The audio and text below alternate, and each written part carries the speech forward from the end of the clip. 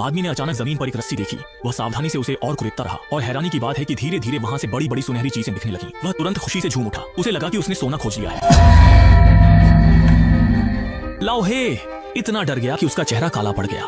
एक दिन पहले वह आधी नींद में इस खुले आसमान के नीचे जेल जैसी कोठरी में जागा था, जिसके चारों ओर ठंडी खुरदरी कंक्रीट की दीवारें थीं, सिर्फ 3 तरफ। कोठरी के ठीक बीचों बीच एक प्राचीन चक्की शांत खड़ी थी। उसका विशाल भारी पाट कोई मौन राक्षस हो एक दबी दबी अजीब सी ऊर्जा फैला रहा था। काले को होश संभालने का मौका भी नहीं मिला था कि घड़ी ने रात के 12 बजाए। अचानक चारों ओर से रोंगटे खड़े कर देने वाली आवाजें गूंज उठी। कई कैदियों की दर्दनाक चीखें सुनाई देने लगी। शांत रात में ये चीखें भयानक लग रही थी, नरक से उठती करुण पुकार हो जिससे काले की रीढ़ में सिहरन दौड़ गई। इसके तुरंत बाद पास से एक अनजान आवाज आई। वह एक ऐसा साथी कैदी था जिसकी शक्ल दिखाई नहीं दे रही थी। उसने अपनी भारी और थकी हुई आवाज में काले को इस जगह के कुछ डरावने सच बताए। असल में यहाँ अनगिनत कैदियों को बंदी बनाकर रखा गया है और वे सभी असल में ग्रीन हेड डक कंपनी के कर्मचारी हैं। काला भी उन्हीं में से एक है। कुछ ही बातें कहने के बाद साथी कैदी की भारी आवाज धीरे धीरे शांत हो गई। काला पूरी रात इसी अनजाने डर में सहमा सहमा रहा। सुबह होने तक ही काला थोड़ी देर के लिए चैन से सो पाया, लेकिन जैसे ही घड़ी में ठीक 7 बजे वह फिर से तेज भनभनाहट की आवाज से चौंक कर जाग गया। यह कंपनी का एक कार्य था जिसमें नियमों का संक्षिप्त परिचय दिया गया था। इन कैदियों का मुख्य काम जानवरों की तरह चक्की घुमाकर कंपनी की दैनिक मात्रा पूरी करना है। हर चक्कर पर एक अंक मिलता है।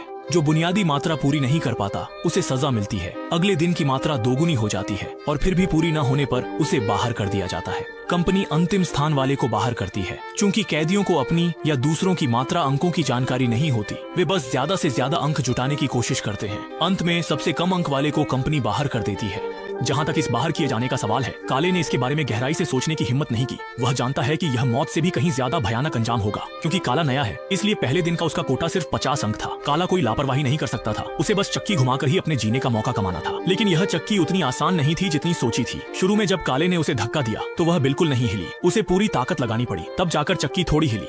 आखिरी स्थान पर न आने के लिए भले मैं सबका नुकसान करूं पर कोई मेरा नुकसान न करे के सिद्धांत पर चलते हुए काले ने पूरी ताकत से 100 चक्कर लगाए, जिससे उसे दोगुने अंक मिले। वाकई वह सफलतापूर्वक लक्ष्य तक पहुंच गया। एक दिन और जीने का मौका पा गया। आधी रात 12 बजे दर्दनाक चीखें गूंजने लगी। काले के दिल में राहत खुशी महसूस हुई। अगले 1 हफ्ते तक काले का कोटा सिर्फ 50 अंक रहा। वह भी पूरी ताकत से अपना रिकॉर्ड तोड़ता रहा। 8वें दिन उसने सीधे अपने अंक 3 गुना कर दिए, जिससे तुरंत नियमों के इनाम सजा की व्यवस्था सक्रिय हो गई। एक दिन भर कड़ी मेहनत करने के बाद काले लगभग रो ही पड़ा, क्योंकि उसे नहीं पता था कि अब उसके सामने कौन सा मुसीबत चुनौती आने वाली है। मजबूरी में अपने सारे कपड़े उतारने के बाद काला जेल के पीछे वाले कमरे में चला गया। वहाँ अंदर अंधेरा था और धुंधले में बालों से भरी चीज नजर आ रही थी। शियाओ होंगशु